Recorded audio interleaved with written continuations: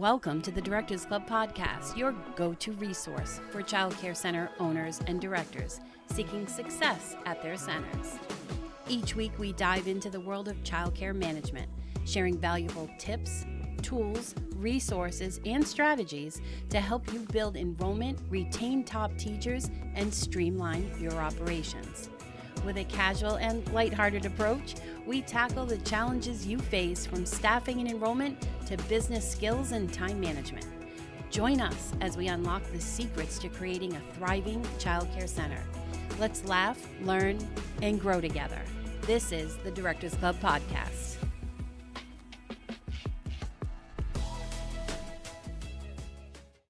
Welcome to Season 2 of the Directors Club podcast, exclusively for child care center owners and directors. I'm Noelle Dentino, ex-corporate girl turned child care center owner. I took my corporate skills, paired with my sister's early education background, to create easy-to-implement business practices that have made our center, Scribble Time, a huge raging success in our community.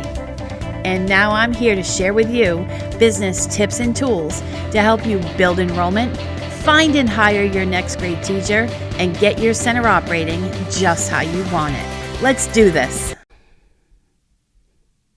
Hey everyone, I hope this podcast finds you well when you're listening to it and ready to jump into getting our team all on the same page. Have you ever wondered why there's so many inconsistencies at your child care center? When you communicate you want things done a certain way and give them a procedure on how to do it, why isn't it working? Let me share. When we started our center in 2005, we introduced our mission statement during orientation and really never spoke of it again. And as time progressed, the inconsistencies across the classroom were so obvious. Rooms were running exactly how we wanted them to, while others were struggling. I remember researching how to get the place consistent. And then one day I was covering in a classroom with my sister during rest time, and my sister kept mentioning things that weren't clean. And to be honest with you, I didn't even notice what she was pointing out. We sat there discussing the inconsistencies and how she saw it one way and I saw it another. We sat there discussing inconsistencies and how one person sees the checklist one way and one person sees it the other. And so how do you mentor someone to see it the way that you envision your child care center working? We then started with the checklist, but again came back to you say clean the counter, and what does that mean? And maybe to you it means haul out the gear, disinfect everything, and remove the clutter.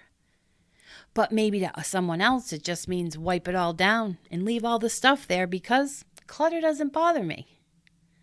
We then began brainstorming on how to show them what we wanted instead of just handing them a checklist. That turned into a lot of research, and we ended up with an awesome plan. We realized we needed to bring our mission statement to life. A company has a mission statement that sums up who you are as a company, who you serve, and what the transformation you're going to deliver to your customer. If you and I were to read the same mission statement, and then I explain what it looks like in action, and you explain what it looks like in action to you, I bet our stories would look different. And while both stories are totally satisfactory, they're just not maybe the way the owner wants their center to run. So that's where vision comes in. Vision is you sharing the story of what the mission looks like in action.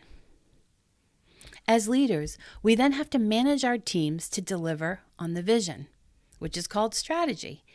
The strategy to a clean center could be a cleaning checklist or a cleaning manual, or maybe curriculum guideline book or curriculum checklist.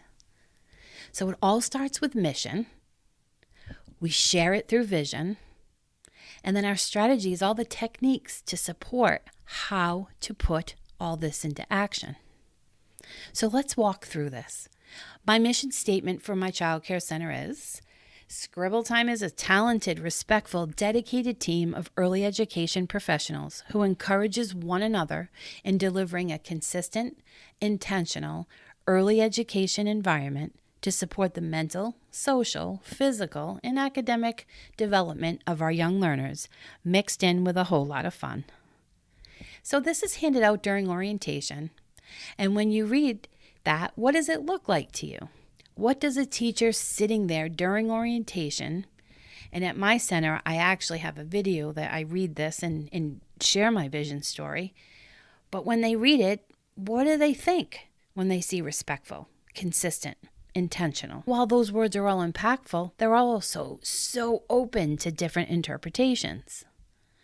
So when we bring a mission statement to life with the team, it makes a big difference in the operation of your center and the retention of your teachers. Because everyone has a common goal now.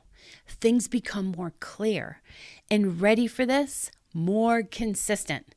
Because everyone sees the picture because they can visualize it.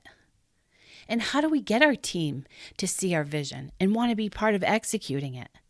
We need to start looking at where your vision is and how you talk about it. It's going to start at orientation. What does your orientation look like? How do you communicate the vision of your center to them? Or do you just literally hand them the vision and all the other paperwork, go right through an orientation checklist, and they just check off that they got it? When we share a vision with our team in detail, it casts the story of what it's like to be inside our center every day, from the student's perspective, the family, and most importantly, the teachers. It resonates with someone when you paint the picture. They see themselves as part of this story. And what's also amazing about having a shared vision, it unites a team when you all have a common goal. Human Resource Society posted on their Facebook page sometime this year, I remember reading it, that mentioned these numbers, that when employees was connected to the company vision, engagement went up drastically. And I can't remember what the percentage was, but the number was huge. So people have a need for more meaningful work when we have a common vision. So how do you do this with your teachers? You walk them through your vision statement, what it looks like in your day-to-day life at your childcare center. So let's go back. Again, my mission statement is Scribble Time is a talented, respectful, dedicated team of early education professionals who encourages one another in delivering a consistent, intentional early education environment to support the mental, social, physical, and academic development of our young learners, mixed in with a whole lot of fun. What does that look like in action? I know you might be like, I don't know where to start. When I'm working with the Directors Club members on their vision, I have a list of 14 questions I give them. Simply read the questions and just start answering them to yourselves. Give a couple of examples for each one, and this is how you're going to explain what it looks like. So knowing my vision statement, I'm going to share with you a few of the questions on the list so that you'll know what I'm talking about. And so question number 2 on my vision list is who greets parents when they walk in the door? Is it the office? What is the office doing? So when you vision yourself walking into my childcare center, I imagine you walking in my door. We're going to greet you. And after we've done the security check, we're going to greet you and you're going to walk in the door and someone is going to say hi to you immediately and welcome you to the center every single day. Every time you pick up, every time you drop off, every time you come in as a teacher to punch in, every child that walks through the door. I cannot tell you how many times I have gone to child care centers all over the place. And that's one of the feedback we get from this parent survey. Oh, no one ever talks to me. I didn't feel welcome. Picture it. You come to work every day. I'm sitting at the front desk and I ignore you when you walk in the door.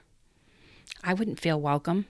That's not going to help with retention. So that's what I want to explain. When you're walking down the hall at my school, every employee knows, because in my vision story, that we welcome everybody. We say good morning, we say good afternoon, have a good night. So you know that you're going to get that engagement from the second you walk in the door until the second you leave. I want my center to be welcoming, and that's respect. That's teaching children social skills. That is supporting mental health. So those are 3 things already in my mission statement. Does my mission statement say, oh, when you walk through the door at scribble time, you're welcomed? No, it does not. But again, it's a respectful environment, and it is intentional, right? We're really intentional about how we treat each other. We teach children social skills, and a social skill is greeting people. And these are so important. That's important to me. Another question on my list is, how do the teachers interacting with the students and with each other? So do you have a classroom that the teachers are screaming across the classroom, put that down, come sit over here, go do that? Or do I walk over to you and say, hey, why don't we put that away and come sit with me? And so when I'm talking to the teachers about a respectful environment and being intentional of what we're teaching and social skills and academic skills, I'm saying to them, I do not want, when you are in the classroom, we're not screaming across the classroom directions to the kids, unless it's a safety thing, but we're not screaming across the classroom direction or correcting them. And I always say to the teachers, we talk about that, and then I say, how would you like it if I walk down the hallway and as I pass your room, I start screaming, why are you on your cell phone right now? I don't understand that. Why are you doing this? Think of all the things we could scream into the classrooms. And so it's the same with the kids. And so when I talk to my teachers and they're talking about interacting with the students, it's respectful. It's as calm as we can be in a classroom with 23-year-olds. And I'm talking about the interactions, like when the kids are involved in activities, the teachers aren't sitting there for social hour. We are engaged. We are asking open-ended questions, that's what that open-ended questions, this is the strategy part, and giving them open-ended questions that they can ask in the classroom if they don't know how to ask. So I'm explaining that this is the vision that I see in the classroom and how I interpret you engaging with the teachers and the students. Another thing that we could say is, what does it feel at the end of the day for a teacher? All right, so probably a little bit overwhelmed, right, with the craziness of being an early education teacher. But how do they feel? I want them to leave here feeling welcome. I want them to feel respected. I want them to know that their team supports them. I want them to know that I value them. And yes, the Scribble Time mission statement says we do all these things, but what does it look like? And so I'll say that that's how I want them to feel when they leave. I want them to know that when they're struggling with a student, it's not a failure, that we all come in together, brainstorm, and then when we watch that child have success, we can praise that teacher as a team and say, you did it. Like, you figured out how to connect with them and how to help that child. Yes, you did understand my vision statement when you read it. Very basic, that's who we are at Scribble Time. But then when I explained it to you, it gives you a much brighter picture of exactly what that whole thing looks like in action. Now, I only answered a few of the questions, but you get my drift. With the 14, that'll really help you go through and create a vision story for yourself. And didn't the vision story really connect with you when I talk about how a parent feels or anyone comes in at drop off and pick up versus how you read the mission statement? Like, you got the picture, and that's what you want to paint for your team. So I want you to do something a little crazy today or this week. I want you to block off 2 hours because, my friend, it can change your life. You do not have to be a copywriter. You do not have to be in the process of writing a book. I just want you to sit down and write out a few paragraphs about what you envision your center operating like in a moment in the center. Just freeze it in time. Pick a time, 10 o'clock a.m. What is everybody doing? Just sit in that moment. What are they doing in that moment? How do they feel? What's happening? What's the teacher? How is she engaging? How does she feel? How do the parents feel after they drop them off? What does it look like in the center? Is it clean, disorganized? Talk it all through. Then when everyone goes home, how do they feel? Children feel loved and respected and excited for the learning. And teachers, they feel a little bit exhausted, but they were in an environment all day that was respected, engaged, and excited for their work. Parents feel confident that they chose you. Now really think about connecting this vision story to actual real life. This is how we come full circle as leaders. We connect the vision with their action and recognize them for it. So we've spent all this time, we've created a mission statement, and now we're spending time with our vision story, bringing our vision, our mission to life through this vision story. But that's not the end of it. We need to connect it again to them. This is how you get the consistencies. So you need to tie recognition to your vision story. And here's a couple of examples that will help you see how you do that. A teacher that we have, Jamie, helped one of our teachers with ideas to help a student. So this child was really struggling, and she was in another classroom, and we were all talking, and she gave some ideas to this teacher on how to help the child. And I saw her walk by the classroom after we had done this, and the teacher was engaging with the child, and the child was showing awesome success. And Jamie just walked by and put her thumbs up. Seriously, it almost made me cry when I saw it. And I think about it now and I want to tear up, because I've had teachers that have worked here that have walked by classrooms and not done that, and maybe made a comment about, oh, I couldn't do that all day with that kid. That's not what we're here for. That's not what my company represents. And that's why she doesn't work here anymore. But when I see Jamie walk through those classrooms, walk through that hallway, and do that, literally made me cry, because what does my mission statement say? It says we're a talented, respectful, dedicated team of early education professionals who encourages one another. We lift each other up. We support one another. We don't walk by and be like that kid's like a nightmare. I couldn't even work there. But Jamie didn't do that. She jumped right in, and Jamie's knew. She knew exactly, because she connected to the vision story. We had another classroom struggling with emotions. Everyone cried all the time. Like, I'm not even kidding you. The kids were crying all the time over everything, good things and bad things. And curriculum was already planned. But the teacher shifted the curriculum to a week on emotions. And they put in place a ton of supports for the kids that some still use. And that right there supported talented, dedicated, intentional, mental health, social health, and it was fun. And so I recognized that teacher for that. And I said all that to her. You literally are bringing my mission statement to life at Scribble Time when you did that.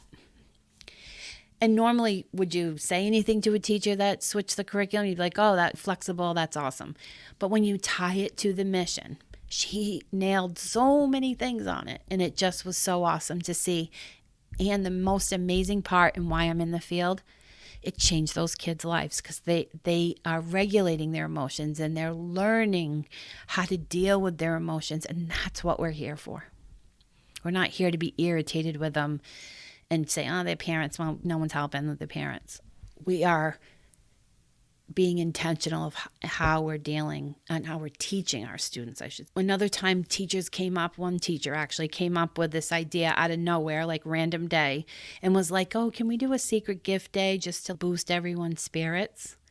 Thought that was awesome, because that brings in our fun, respectful team, mental health. That ties it to it, and that's what I'm saying to them. I'm not just saying, oh, great idea, go ahead and go do it. I'm then following up with a note, or I'm saying it at a staff meeting, calling her out and saying, you support the mission. It's fun, respectful, you bring all that in. And again, I'm talking about this at staff meetings several times throughout the year. I'm bringing my vision to life. I'm writing them notes on things. I'm really tying my vision story to them. They feel good. Employee surveys continue to be great. I get great feedback from the team frequently, like randomly. I see how kind and respectful they are. I hear in normal conversations as I'm walking through the center, I'll just ask somebody something and they'll just be like, oh, I was working with this one. And it's two teachers that don't ever work together. They work in totally different age groups. And they'll just, oh yeah, she helped me with this and it really helped. And oh, this ended up working. And that collaboration and supporting one another is so critical, because that helps with retention, consistency, like all the good things. And so I would add this vision to your staff meetings at least 4 times a year. Talk about it as much as possible. Every single staff meeting, I bring up good things that I see throughout the center and I tie it to the vision. I don't come out and hang the vision up and say, oh, this check, we got all this. But I'll use the keywords that are in that.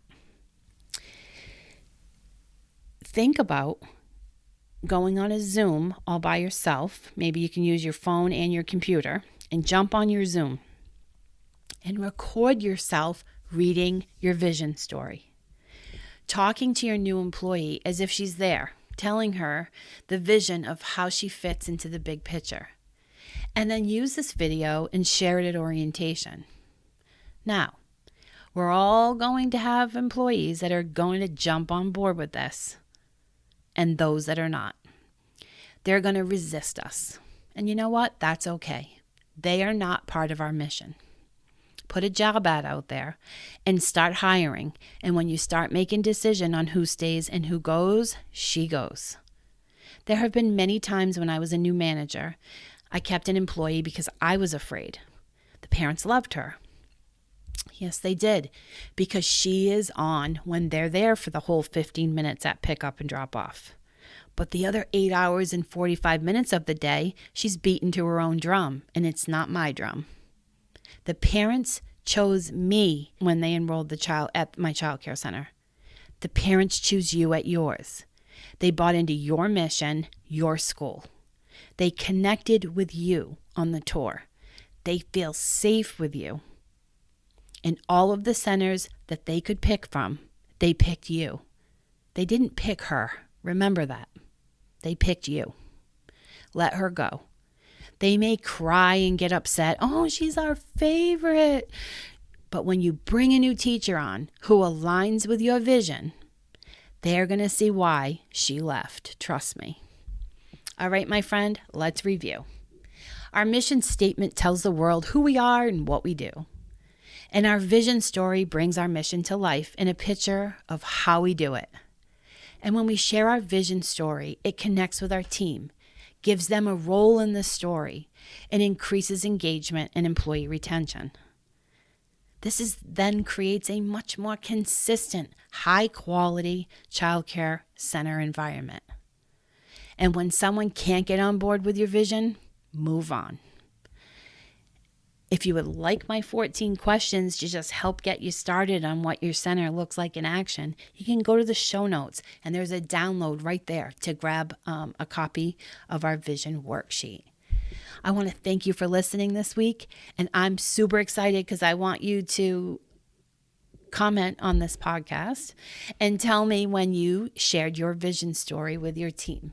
And let me know how we're doing on the podcast. And if we're sharing topics that you need now, let us know what you're working on, and we'll make sure that we get our content aligned with your needs. So I hope you have an awesome day. Hope you picked up a nugget of information. And I want you to know I'm cheering you on from Massachusetts, and I'll chat with you next week. Bye, everybody. Thank you for listening to this week's episode. If you know another director who might benefit from listening, please share the link to my podcast. I love connecting with directors and sharing business tips to make their lives easier too. The show notes below have all the links from the podcast and my social media connections. I'd love you to tell me how I'm doing by rating the show or leaving a comment. Hope you have a great week. I'll be cheering you on. Thank you for joining us on today's episode of the Directors Club. We hope you found tips, tools, and strategies valuable for your childcare center. To access even more resources and take your center to new heights, visit our website at thedirectorsclub.net. There you'll find a wealth of exclusive content, training programs, and support tailored specifically to childcare center owners and directors. Don't miss out on this opportunity to unlock your center's full potential. Remember, success starts here at the Directors Club.